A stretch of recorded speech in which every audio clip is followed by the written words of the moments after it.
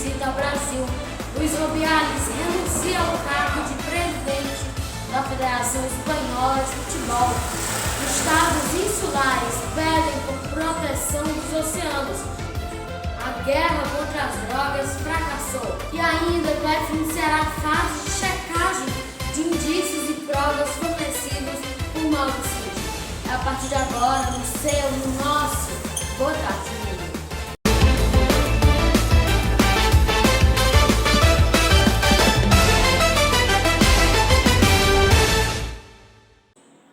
E aí, pessoal, boa tarde. Já começando falando sobre o presidente Lula, que recuou e afirmou que a justiça vai decidir sobre a possível detenção de Vladimir Putin no caso de uma visita ao Brasil. Há uma ordem de prisão contra o líder russo por crime de guerra emitida pelo Tribunal Penal Internacional. O presidente do Brasil, Luiz Inácio Lula da Silva, recuou em seu compromisso de não deter o presidente da Rússia, Vladimir Putin, caso ele decida participar da próxima reunião de cúpula do G20 no Rio de Janeiro. O petista afirmou que a decisão corresponde à justiça. Eu não sei se o tribunal, não sei se a justiça brasileira vai prender. Isso quem decide é a justiça, não é o governo nem o parlamento, é a justiça que vai decidir. Durante o fim de semana, em uma entrevista para um canal de televisão indiano, Lula afirmou que Putin não seria detido no Brasil, apesar de um mandado de prisão internacional emitido contra ele pelo Tribunal Penal Internacional, que o acusa de crimes de guerra. A acusação é baseada na suposta deportação de crianças ucranianas durante a invasão russa. Lula ainda questionou a participação do Brasil no TPI, quando outros grandes países não são signatários do Estatuto de Roma que criou o organismo. Eu quero saber por que nós entramos, a Índia não entrou, a China não entrou, a Índia não entrou, os Estados Unidos não entrou, a Rússia não entrou. Eu vou saber por que o Brasil entrou. Durante a entrevista, Lula afirmou esperar que no momento da reunião de cúpula do G20, em novembro de 2024, a guerra na Ucrânia já tenha terminado. Mudando de assunto, no BPM, as equipes de emergência marroquinas, com apoio de socorristas estrangeiros, buscam sobreviventes nesta segunda-feira, após o terremoto devastador registrado na sexta. As autoridades utilizavam o balanço para quase 2.500 mortos e quase 2.500 feridos. As equipes de resgate do Marrocos intensificam as buscas por sobreviventes após o terremoto devastador que deixou cerca de 2.500 mortos e quase 2.500 feridos. O balanço de vítimas foi atualizado nesta segunda-feira. Na véspera, o governo marroquino relatou ter aceitado as ofertas de envio de equipes de buscas e resgate da Espanha, Reino Unido, Catar e Emirados Árabes Unidos. Vários países, incluindo França, Estados Unidos e Israel, também ofereceram ajuda ao Reino do Norte da África. As equipes ainda têm esperança de encontrar pessoas vivas sob os escombros. Recentemente, na Turquia, uma mulher foi resgatada 6 dias e meio depois do terremoto que atingiu o país. O tremor de sexta-feira no Marrocos teve 7 graus de magnitude, segundo o Centro Marroquino para Pesquisa Científica e Técnica, e 6,8 para o Centro Geológico dos Estados Unidos. Diante da destruição, a solidariedade está presente em Marrakech, onde a Seleção Nacional de Futebol e centenas de outras pessoas formaram filas nos hospitais para doar sangue. A Cruz Vermelha Internacional afirmou que o país pode precisar de ajuda humanitária por meses ou anos. Além das perdas humanas e materiais, o terremoto também afetou o patrimônio arquitetônico do país. Na Medina do bairro antigo de Marrakech, os danos são impressionantes. As muralhas do século XII que circundam a cidade imperial, fundada no ano 1070 pela dinastia dos Almorávida, estão parcialmente desfiguradas. Um representante da Unesco afirmou que os danos são maiores do que se imaginava. O presidente suspenso da Federação Espanhola de Futebol, Luiz Rubiales, anunciou no domingo a sua demissão devido ao escândalo do beijo não consensual em Jenny Hermoso após a vitória da seleção espanhola na Mundial Feminino. Veja a reportagem. O presidente suspenso da Federação Espanhola de Futebol, Luís Rubiales, anunciou sua renúncia no domingo devido ao escândalo do beijo em Jenny Hermoso, depois que a seleção do país venceu a Copa do Mundo Feminina. A imprensa espanhola reproduziu uma carta na qual ele afirma já ter transmitido oficialmente a demissão ao presidente em exercício da federação, Pedro Rocha. Ele também informou que fez o mesmo com o cargo na UEFA para que o posto na vice-presidência possa ser substituído. Rubiales afirmou que após a rápida suspensão realizada pela FIFA, além dos demais procedimentos abertos contra ele, é evidente que não poderá retornar ao cargo. O agora ex-presidente afirmou que insistir não vai trazer nada de positivo, nem para a federação, nem para o futebol espanhol. Rubiales garantiu que, com sua saída, pretende contribuir para a tranquilidade do futebol do país e para a força da candidatura de Espanha, Portugal e Marrocos ao Mundial de 2030. O dirigente de 46 anos, nomeado presidente da federação em 2018, afirma ter fé na verdade e promete fazer todo o possível para que ela prevaleça. Ele denunciou ainda que suas filhas, sua família e as pessoas que o amam sofreram os efeitos de perseguições excessivas, além de muita falsidade, mas afirma que nas ruas a verdade está se impondo.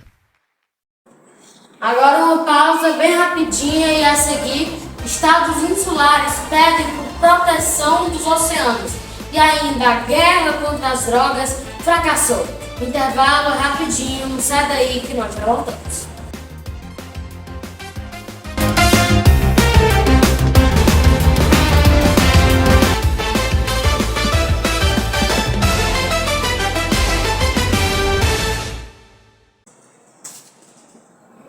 Voltando à nossa pausa rápida, agora já com informação dos líderes de países latino-americanos e caribenhos que se reuniram no final de semana na Colômbia para exigir um novo foco na luta contra as drogas. Líderes de alguns pequenos estados insulares recorreram nesta segunda-feira ao Tribunal Internacional do Direito do Mar, com sede em Hamburgo, na Alemanha, para pedir a proteção dos oceanos diante da catastrófica mudança climática que ameaça a existência de países inteiros. Os 9 estados pedem para o tribunal determinar se as emissões de gás carbônico absorvidas pelos oceanos podem ser consideradas poluição e quais são as obrigações dos países para evitá-las em caso afirmativo. Os ecossistemas oceânicos produzem metade do oxigênio respirado pelos humanos e limitam o aquecimento global, mas o aumento das emissões pode aquecer e deixar mais ácidas as águas marinhas, prejudicando a vida no oceano. A Convenção das Nações Unidas sobre o Direito do Mar define poluição como a introdução por humanos de substâncias ou energia no ambiente que podem prejudicar a vida marinha. O texto não cita as emissões de gás carbônico como um poluente específico, mas os países insulares sustentam que cumprem os requisitos. As pequenas ilhas estão especialmente expostas ao impacto do aquecimento global e da elevação do nível do mar, que pode deixar países inteiros debaixo d'água. Bahamas, Tuvalu, Niue, Palau, Vanuatu, São Cristóvão e Neves, São Vicente, Granadinas e Santa Lúcia aderiram à petição. Trocando de assunto mais uma vez e ameaçados pela elevação do nível do mar, pequenos países insulares entraram com um pedido no Tribunal Internacional do Direito do Mar para a proteção dos oceanos. Os presidentes do México e da Colômbia pediram uma união de forças na América Latina para exigir que o mundo abandone o enfoque repressivo às drogas, que não funcionou contra o narcotráfico, mesmo com o apoio milionário dos Estados Unidos.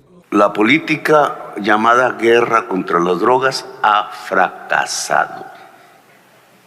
A guerra contra as drogas fracassou, não serve. Se continuarmos, só vamos somar outro 1 milhão de mortos na América Latina e vamos ter mais estados falidos e vamos ter, talvez, a morte da democracia no nosso continente. E vamos a ter, quizás, a morte da democracia no nosso continente. De acordo com os presidentes que se reuniram no final de semana na cidade colombiana de Cali, na Conferência Latino-Americana e do Caribe sobre Drogas, Paz, Vida e Desenvolvimento, a repressão deixa as máfias mais ricas e provoca mais violência. Além disso, não ataca o consumo nas grandes potências nem a pobreza nas comunidades gerada pelas organizações criminosas. A dinâmica da política chamada Guerra às Drogas, feita nos Estados Unidos há 50 anos, levada para a União Europeia e para as Nações Unidas, fez de vítimas todas as sociedades latino-americanas com as consequências. Todas as sociedades latino-americanas de suas consequências. Para enfrentar o problema da violência.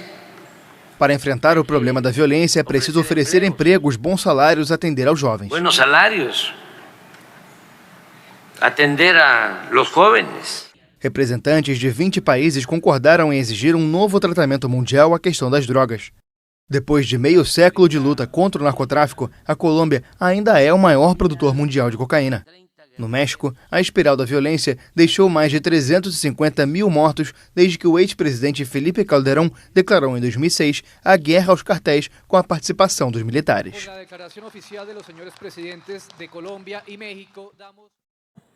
Homologado pelo ministro Alexandre de Moraes, do Supremo Tribunal Federal, STF, o acordo de declaração do Mauro Cid, ex-ajudante de ordens de Jair Bolsonaro, entra em uma nova fase. Rodrigo Jesus já presente aqui na tela e explica pra gente. Ô, Rodrigo, boa tarde.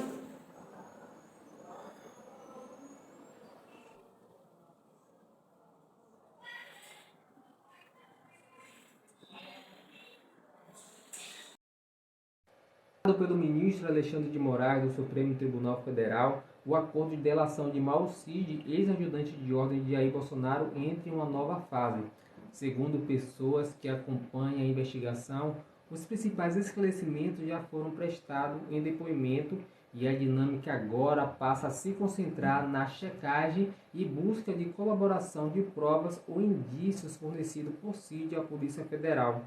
Por conta disso, as chamadas diligências complementares realizadas para robustecer ou derrubar relatos feitos pelo delator também entram em cena.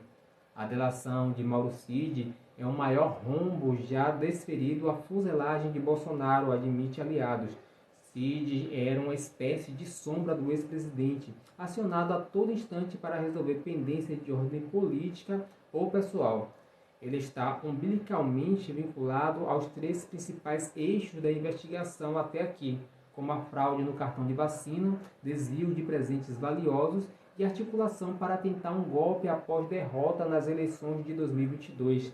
Neste último, segundo o APF, cabia a Cid buscar algum lastro legal para a ruptura, inclusive como encomenda, repasse de distribuição e uma tese fajuta sobre o agastado artigo 342 da Constituição. Teles, eu volto com você aí Muito obrigado, Rodrigo, pelas informações, diretamente aí de Salvador. Até amanhã. Quer dizer, amanhã não, perdão, até quinta-feira. Um grande abraço. Boa tarde, mundo. Desta segunda-feira vai ficando por aqui. Um grande abraço para você, para rever essa e outras edições do nosso jornal. É só voltar aqui no YouTube do nosso Web TV Mundial. Um grande abraço, quinta-feira estamos de volta. Curta aí, nem que seja